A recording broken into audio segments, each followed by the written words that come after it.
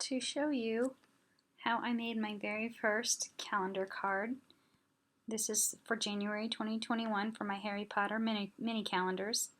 And I'm just going to show you all of the different parts and where I got them. So this calendar base I made custom to fit some scraps of chipboard that I already had. So it's 4 inches by 4.715. I've provided this base in my blog at craftyelena.blog, so you can go to the blog, and I'll put a link in the notes on this post showing you where you can go to get to my blog. I've also provided these calendars for all 12 months. I created the calendars in Microsoft Publisher and turned them into PNG files so they could be uploaded to Cricut Design Space for print and cut. So you can see over here it says cut and print.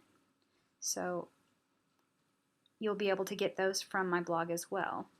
The feather, I searched in images for a feather that I liked, and that's where that came from.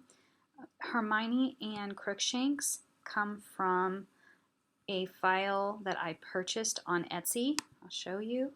This is where I purchased it, from Sunny Studio Creations. I've purchased these 3 files for the different characters I used on my calendars. So you're welcome to go to this site and purchase them for yourself. I cannot provide them because I don't own them. So we'll move back. The little flag here, I searched banners in images to come up with my little banner, and then once I print that, then I'm gonna just write swish and flick. I also went to images and searched for rectangle to find this rectangle that I'm going to use. I'm going to actually round the corners of my calendar once I cut it so that all of it will be round. On Crookshanks, his eyes were just black, and I didn't like that. If you see, if I take the eyes out, they were just black holes like that. I didn't really like that, so I created eyes for Crookshanks, and I'll show you how I did that. So all you need is 2 shapes, 2 circles, and I just put them together.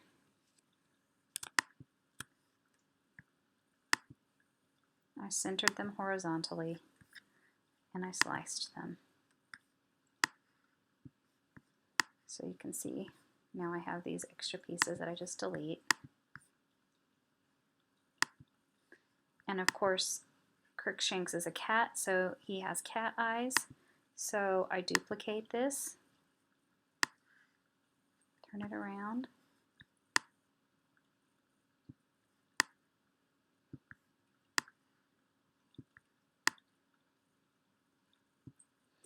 and you can unlock it and make it skinnier so it looks more like a cat eye.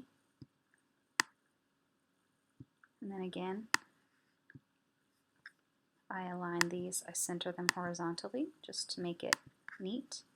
And then I'm going to select both, and I'm going to select both of these, and I'm going to slice it.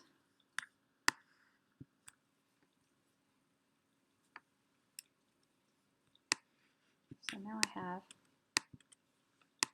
a cat eye, and I just turned the color yellow and sized it down. And I made 2 of them, 1 for each eye. So that's how I made that. So that's all of the different parts. I cut the base out of chipboard to begin with, but then I'm going to cut another one with pattern paper so that it has a cute pattern in the back. My chipboard is white, so I glue that scrap of paper base to the chipboard base to make it look good. Alright, so now all I need to do is click Make It, and I'm going to cut out all of my pieces. First I'm going to do print and cut, so I'm going to make sure that my printer is hooked up, and I'm going to print that. Then I'm going to do my feather and part of my flag. I'm going to use my patterned scrapbook paper for the card base, the black background for Hermione and Crookshanks. This is for Hermione's wand, Hermione's hair, Crookshanks' body, Hermione's face, hands, and legs, Crookshanks' eyes, and part of Hermione's scarf.